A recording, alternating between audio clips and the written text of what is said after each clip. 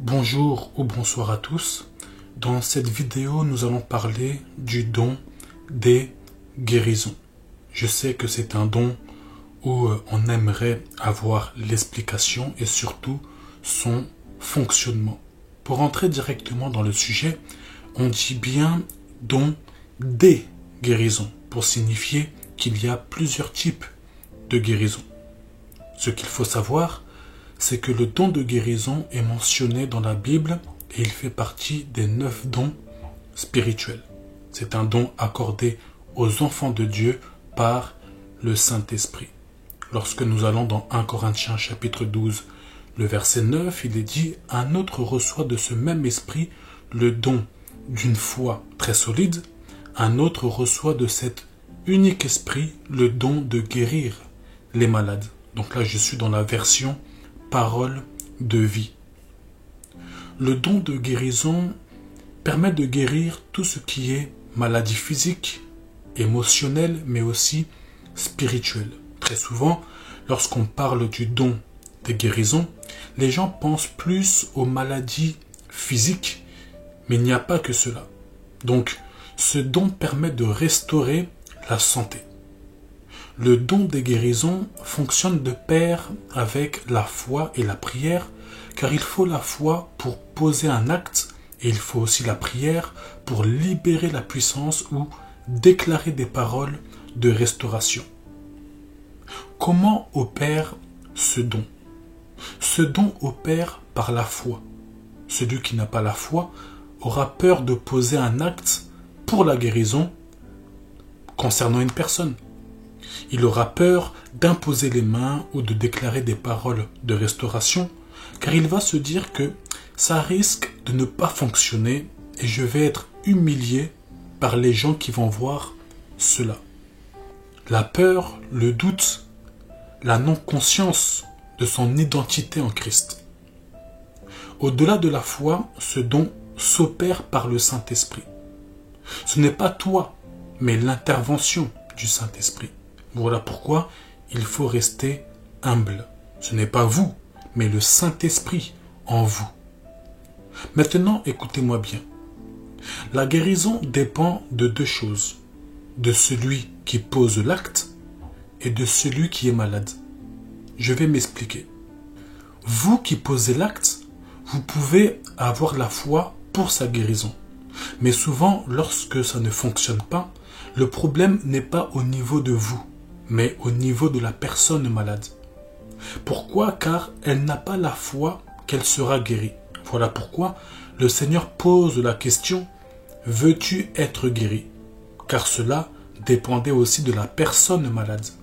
En soi, pour que la guérison puisse avoir lieu, il faut que celui qui pose l'acte et que celui qui est malade puissent tous les deux être dans le même esprit. C'est-à-dire qu'il faut que les deux puissent croire à 100% qu'il y aura guérison.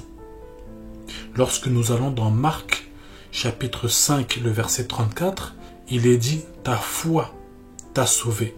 Va en paix et sois guéri de ta maladie. » Ce qu'il faut savoir aussi, c'est que la guérison s'accompagne de prières, d'imposition des mains ou d'huile pour la guérison des malades. En soi, cela peut se produire, cela peut se passer de plusieurs manières. Dans Jacques chapitre 5, le verset 14 à 15, il est dit « Est-ce que quelqu'un est malade? Il doit appeler les responsables de l'Église. Ils verseront de l'huile sur lui et ils prieront pour lui au nom du Seigneur. » Et attention, on dit bien au nom du Seigneur, pas à ton nom, ni au nom de ton pasteur, mais c'est au nom de Jésus-Christ. Donc, ce qui est sûr lorsque vous pratiquez le don des guérisons, c'est que lorsque vous voyez des résultats, cela renforce votre foi, car vous êtes étonné. Bon, certains sont étonnés que ça fonctionne, surtout lorsque c'est la première fois. Et ça renforce aussi la foi de la personne qui reçoit la guérison. Et certains même viennent à Jésus par la guérison. Ils reçoivent la guérison et par cet acte, ils croient en Jésus, car la guérison témoigne la présence et la puissance de Dieu. Lorsque nous regardons dans la Bible, nous voyons Jésus pratiquer le don des guérisons. Il guérit des malades, plusieurs maladies, des hommes boiteux, des infirmités, des paralytiques. Donc Jésus a pratiqué le don des guérisons. Maintenant, quelles sont les informations à savoir concernant le don des guérisons? Premièrement, le don est spirituel. C'est donné par le Saint-Esprit. Deuxièmement, son but principal, c'est pour glorifier Dieu. Arrêtez d'être orgueilleux pour rien du tout. Ce n'est pas vous, ce n'est pas pour votre propre gloire, mais c'est pour la gloire de Dieu. C'est pour la gloire de Dieu et pour inciter et encourager la communauté à la foi.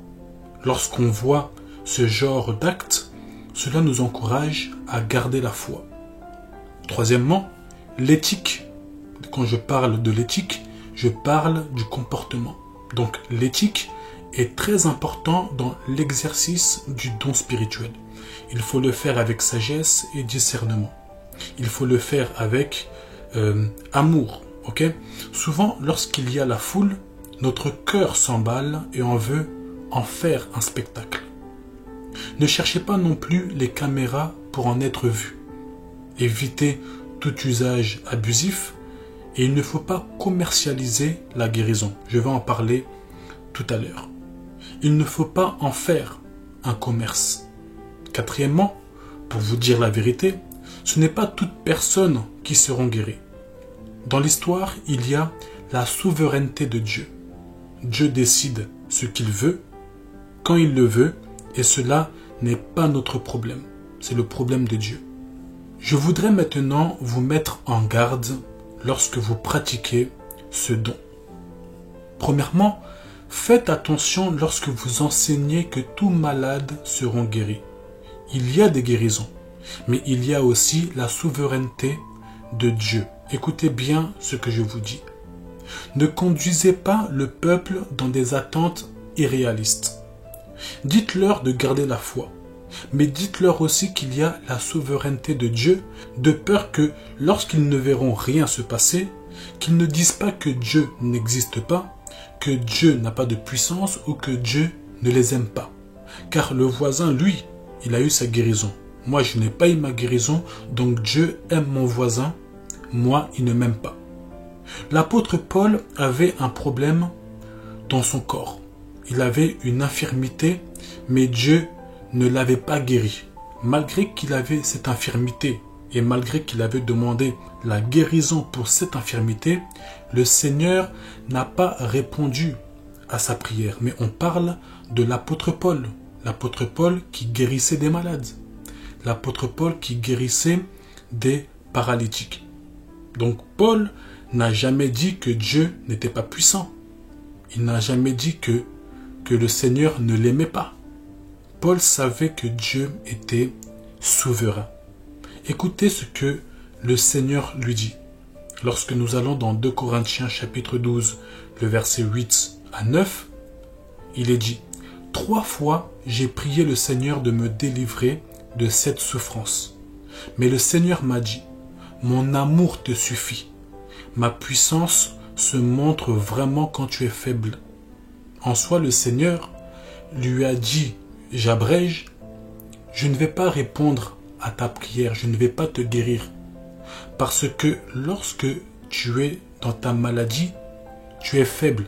Et c'est quand tu es faible que je t'utilise puissamment. » Ça veut dire que la maladie que tu as, l'infirmité que tu as, c'est celle-là, c'est elle qui te rend humble. Ce qui fait que tu es humble, tu n'es pas orgueilleux, et le fait que tu es humble, je peux puissamment t'utiliser. C'est ça que le Seigneur voulait lui dire. Deuxièmement, faites aussi attention lorsque vous souhaitez utiliser ce don pour des gains financiers. Vous allez avoir des problèmes avec Dieu et vous risquez de ne pas rendre crédible votre mission et les personnes qui marchent avec vous. Vous savez, il y a des personnes qui n'ont pas fait ce que vous faites, mais le fait qu'ils sont attachés à vous on ne croit pas même à leur message, parce qu'ils sont attachés à vous. Donc lorsque vous êtes dans une démarche pour faire des bêtises, pour faire du commerce, dites-vous que vous n'allez pas rendre crédible, pas simplement votre mission ou pas les choses que vous faites ou que vous dites, mais aussi les personnes qui sont derrière vous. Donc, dites-vous que dans le bateau, il n'y a pas que vous, il y a aussi les gens qui marchent avec vous, les gens qui sont derrière vous. Troisièmement, ne manipulez pas les gens. Il ne faut pas les faire croire que pour recevoir leur guérison, ils doivent donner de l'argent. Ne jouez pas avec leurs émotions. Ne leur mettez pas de pression. Vous savez, lorsqu'une personne a un gros problème, lorsqu'une personne est faible dans la foi parce qu'elle veut que sa vie change, on peut la manipuler. Et cette personne peut donner de l'argent. Son problème, ce n'est pas l'argent qu'elle va donner. Son problème, c'est le problème. Elle veut que le problème disparaisse. Voilà pourquoi il y a des personnes qui payent beaucoup d'argent. Juste parce qu'on leur a dit, si tu payes, si tu donnes de l'argent, tu vas être guéri. Ils ont leur vision sur la guérison. Voilà pourquoi ils donnent. Parce que vous jouez avec leurs émotions. Vous jouez avec leurs émotions. Lorsque vous êtes dans une position de leadership, ne jouez pas avec les gens. Pourquoi? Parce que vous rendrez des comptes à Dieu. Quatrièmement, lorsque les guérisons ne se produisent pas, ça peut arriver, vous imposez les mains, vous priez pour la guérison et rien ne se passe. Ne perdez pas la foi. Continuez d'exercer ce don. Ce n'est pas que rien ne s'est passé, que vous allez mettre ce don de côté. Je ne veux plus ce don, je ne veux plus exercer, je ne veux plus imposer les mains. Non. Gardez la foi et continuez d'exercer ce don. Ne laissez pas le diable vous décourager. Cinquièmement, faites attention lorsque les gens dépendent de votre don et non du Saint-Esprit. Lorsqu'on vient vers vous, lorsqu'on vient dans votre église, c'est pas pour rencontrer le Seigneur, on attend le moment où vous allez opérer dans votre don spirituel, dans le don que l'Esprit a mis en vous. Donc faites attention lorsque les gens dépendent de votre don et non du Saint-Esprit. Il est important de leur faire un rappel à l'ordre. Lorsque vous voyez ces choses, ne soyez pas des consommateurs de louanges, des consommateurs de compliments. Mais lorsque vous remarquez ces choses, il faut un rappel à l'ordre. C'est très important. De peur qu'ils viennent que pour votre don et non pour Jésus. Pour finir, je vais parler d'un dernier point. Comment savoir si je possède le don des guérisons? Concernant cette question, je vais essayer de donner certaines trajectoires, qui vont vous permettre de pouvoir détecter si vous possédez ce don. Ok, je n'ai pas la capacité de vous dire clairement, je vais vous donner certaines trajectoires qui vont vous permettre à discerner si vous possédez ce don. Premièrement, votre sensibilité à la souffrance. Je répète, votre sensibilité à la souffrance. Est-ce que vous ressentez une profonde compassion et un désir d'aider ceux qui souffrent physiquement ou de manière émotionnelle? Ou ça ne vous dit rien? Lorsqu'on a ce don ou lorsqu'on est appelé à opérer dans ce don, on ressent ce désir de vouloir aider les autres. On se dit, si j'aurais la possibilité d'enlever cette souffrance à ces personnes-là, je le ferai. Celui qui a ce don ou qui est appelé à opérer dans ce don, il est sensible à la souffrance physique et émotionnelle des autres. Deuxièmement, les résultats que vous avez obtenus. Avez-vous eu des rêves positifs lorsque vous avez prié et demandé à Dieu si vous possédez le don des guérisons? Avez-vous déjà imposé les mains à un malade?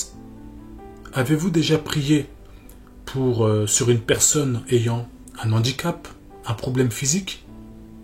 Y a-t-il eu des résultats? faites le diagnostic.